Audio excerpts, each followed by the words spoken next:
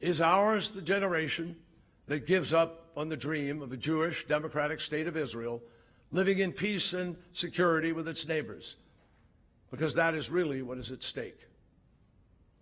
Now, that is what informed our vote at the Security Council last week, the need to preserve the two-state solution. And both sides in this conflict must take responsibility to do that. We have repeatedly and emphatically stressed to the Palestinians that all incitement to violence must stop. We have consistently condemned all violence and terrorism, and we have strongly opposed unilateral efforts to delegitimize Israel in international fora. We've made countless public and private exhortations to the Israelis to stop the march of settlements. In literally hundreds of conversations with Prime Minister Netanyahu, I have made clear that continued settlement activity would only increase pressure for an international response. We have all known for some time that the Palestinians were intent on moving forward in the UN with a settlements resolution. And I advised Prime Minister repeatedly that further settlement activity only invited UN action. Yet the settlement activity just increased, including advancing the unprecedented legislation to legalize settler outposts that the Prime Minister himself reportedly warned could expose Israel to action at the Security Council and even international prosecution before deciding to support it. In the end, we could not, in good conscience, protect the most extreme elements of the settler movement as it tries to destroy the two-state solution. We could not, in good conscience, turn a blind eye to Palestinian actions that fan hatred and violence. It is not in U.S. interest to help anyone on either side create a unitary state. And we may not be able to stop them, but we cannot be expected to defend them. And it is certainly not the role of any country to vote against its own policies.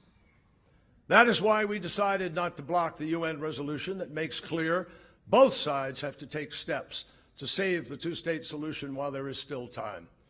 And we did not take this decision lightly. The Obama administration has always defended Israel against any effort at the UN and any international fora or biased and one-sided resolutions that seek to undermine its legitimacy or security. And that has not changed. Didn't change with this vote. But remember, it's important to note that every United States administration, Republican and Democratic, has opposed settlements as contrary to the prospects for peace. And action at the UN Security Council is far from unprecedented. In fact, previous administrations of both political parties have allowed resolutions that were critical of Israel to pass, including on settlements. On dozens of occasions under George W. Bush alone, the Council passed 6 resolutions that Israel opposed, including one that endorsed a plan calling for a complete freeze on settlements, including natural growth.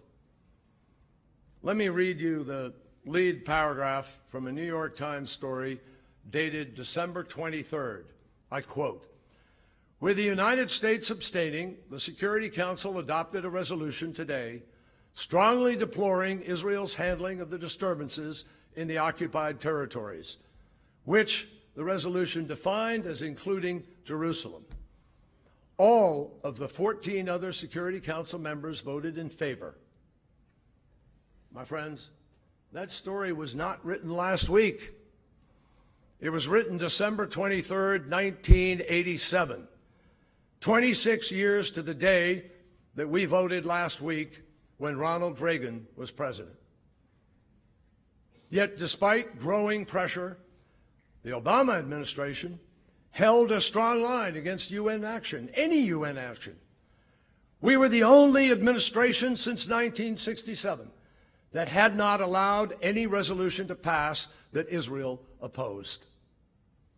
In fact, the only time in 8 years the Obama administration exercised its veto at the United Nations was against a one-sided settlements resolution in 2011. And that resolution did not mention incitement or violence. Now let's look at what's happened since then. Since then, there have been over 30,000 settlement units advanced through some stage of the planning process. That's right, over 30,000 settlement units advanced, notwithstanding the positions of the United States and other countries. And if we had vetoed this resolution just the other day, the United States would have been giving license to further unfettered settlement construction that we fundamentally oppose. So we reject the criticism that this vote abandons Israel. On the contrary, it is not this resolution that is isolating Israel. It is the permanent policy of settlement construction that risks making peace impossible. And virtually every country in the world other than Israel opposes settlements. That includes many of the friends of Israel, including the United Kingdom, France, Russia, all of whom voted in favor of the settlements resolution in 2011 that we vetoed, and again this year, along with every other member of the Council. In fact, this resolution simply reaffirms statements made by the Security Council on the legality of settlements over several decades. It does not break new ground. In 1978, the State Department legal advisor advised the Congress of his conclusion that Israel's government, the Israeli government's program of establishing civilian settlements in the occupied territory is inconsistent with international law. And we see no change since then to affect that fundamental conclusion. Now, you may have heard that some criticize this resolution for calling East Jerusalem occupied territory. But to be clear, there was absolutely nothing new in last week's resolution on that issue. It was one of a long line of Security Council resolutions that included East Jerusalem as part of the territories occupied by Israel in 1967, and that includes resolutions passed by the Security Council under President Reagan and President George H.W. Bush. And remember that every U.S. administration since 1967, along with the entire international community, has recognized East Jerusalem as among the territories that Israel occupied in the Six-Day War. Now, I want to stress this point. We fully respect Israel's profound historic and religious ties to the city and to its holy sites. We've never questioned that. This resolution in no manner prejudges the outcome of permanent status negotiations on East Jerusalem, which must, of course, reflect those historic ties and the realities on the ground. That's our position. We still support it. We also strongly reject the notion that somehow the United States was the driving force behind this resolution. The Egyptians and Palestinians had long made clear to all of us, to all of the international community, their intention to bring a resolution to a vote before the end of the year. And we communicated that to the Israelis, and they knew it anyway. The United States did not draft or originate this resolution, nor did we put it forward. It was drafted by Egypt. It was drafted and, I think, introduced by Egypt, which is one of Israel's closest friends in the region, in coordination with the Palestinians and others. And during the time of the process, as it went out, we made clear to others, including those on the Security Council, that it was possible that if the resolution were to be balanced and it were to include references to incitement and to terrorism, that it was possible the United States would then not block it, that if it was balanced and fair. That's a standard practice with resolutions at the Security Council. The Egyptians and the Palestinians and many others understood that if the text were more balanced, it was possible we wouldn't block it. But we also made crystal clear that the President of the United States would not make a final decision about our own position until we saw the final text. In the end, we did not agree with every word in this resolution. There are important issues that are not sufficiently addressed or even addressed at all. But we could not in good conscience veto a resolution that condemns violence and incitement and reiterates what has been for a long time the overwhelming consensus and international view on settlements, and calls for the parties to start taking constructive steps to advance the two-state solution on the ground. Ultimately, it will be up to the Israeli people to decide whether the unusually heated attacks that Israeli officials have directed towards this administration best serve Israel's national interests and its relationship with an ally that has been steadfast in its support, as I described. Those attacks, alongside allegations of U.S.-led conspiracy and other manufactured claims, distract attention from what the substance of this vote was really all about. And we all understand that Israel faces very serious threats in a very tough neighborhood. Israelis are rightfully concerned about making sure that there is not a new terrorist haven right next door to them, often referencing what's happened with Gaza. And we understand that. And we believe there are ways to meet those needs of security. And Israelis are fully justified in decrying attempts to legitimize their state and question the right of a Jewish state to exist. But this vote was not about that. It was about actions that Israelis and Palestinians are taking that are increasingly rendering a two-state solution impossible. It was not about making peace with the Palestinians now. It was about making sure that peace with the Palestinians will be possible in the future.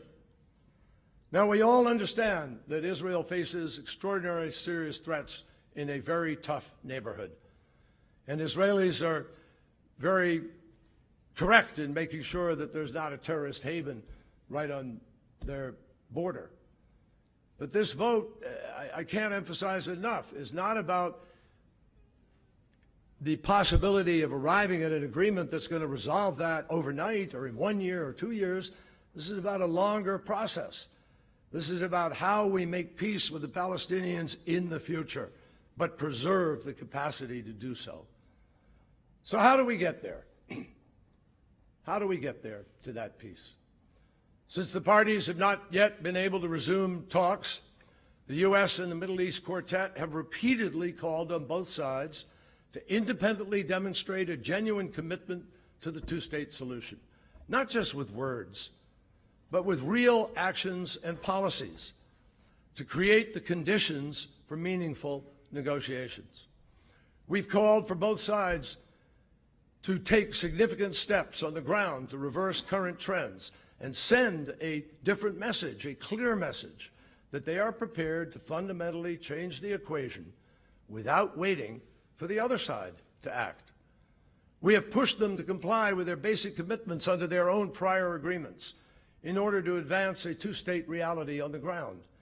We have called for the Palestinians to do everything in their power to stop violence and incitement, including publicly and consistently condemning acts of terrorism and stopping the glorification of violence.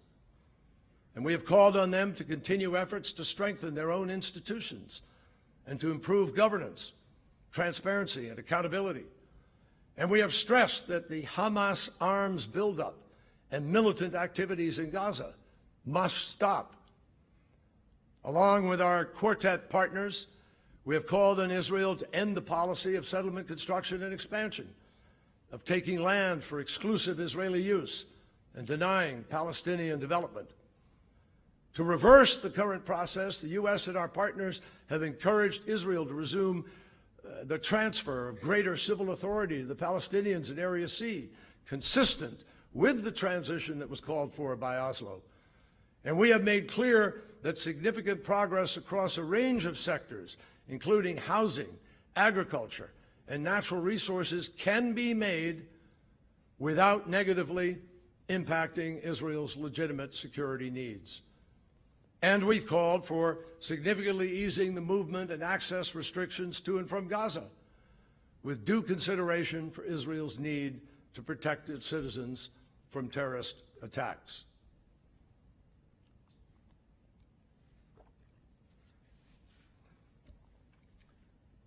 So let me stress here again, none of the steps that I just talked about would negatively impact Israel's security. Let me also emphasize This is not about offering limited economic measures that perpetuate the status quo. We're talking about significant steps that would signal real progress towards creating two states. That's the bottom line. If we're serious about the two-state solution, it's time to start implementing it now. Advancing the process of separation now in a serious way could make a significant difference in saving the two-state solution and in building confidence in the citizens of both sides that peace is indeed possible. And much progress can be made in advance of negotiations that can lay the foundation for negotiations, as contemplated by the Oslo process.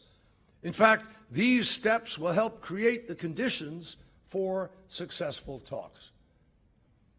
Now, in the end, we all understand that a final status agreement can only be achieved through direct negotiations between the parties. We've said that again and again.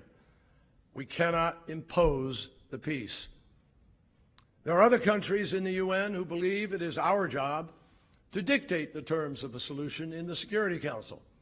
Others want us to simply recognize a Palestinian state, absent an agreement. But I want to make clear today, these are not the choices that we will make. We choose instead to draw on the experiences of the last 8 years, to provide a way forward when the parties are ready for serious negotiations.